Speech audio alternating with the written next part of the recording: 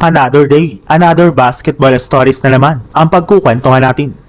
At ngayon nga ay pag-uusapan natin ang balitang ang Boston Celtics na nga ang favorite ngayon sa Eastern Conference at ang balitang makukumpleto na nga po ngayon, ang Los Angeles Lakers.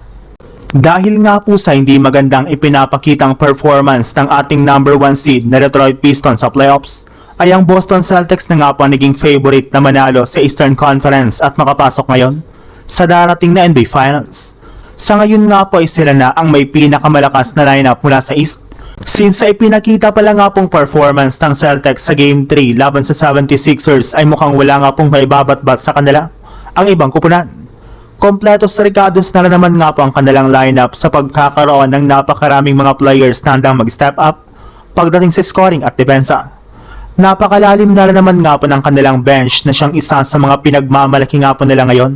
Since maliban na rin nga po dyan, isa rin naman nga po sa mga nagpalakas ngayon sa Celtics ay si Jason Tatum. Simula nga po nang bumalik ito sa kanilang lineup ay hindi na nga po nagkakaproblema pa ang kanilang team pagdating sa scoring, playmaking, rebounding at maging sa depensa, gayong lahat nga po ng mga ito ay kaya nga po niyang gawin sa mataas na level. Hindi rin naman nga po kagaya ng mga unang laro nila sa regular season.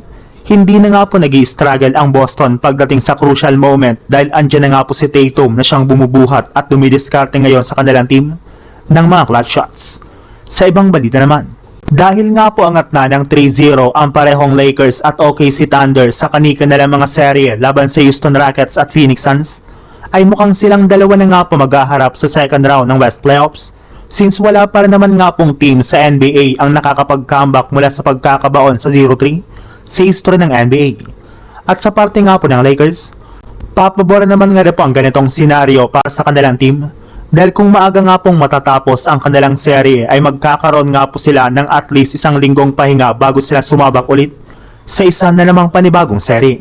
Ibig sabihin, mabibigyan nga po nila ng sapat na oras ang kanilang mga superstar na sina Austin Reeves at Luka Doncic para makarecover mula sa kanilang mga injury. Sa madaling salita, magiging healthy at ready na nga po ang dalawang ito sa pagpunta nga po nila sa kanilang serye laban sa OKC Thunder.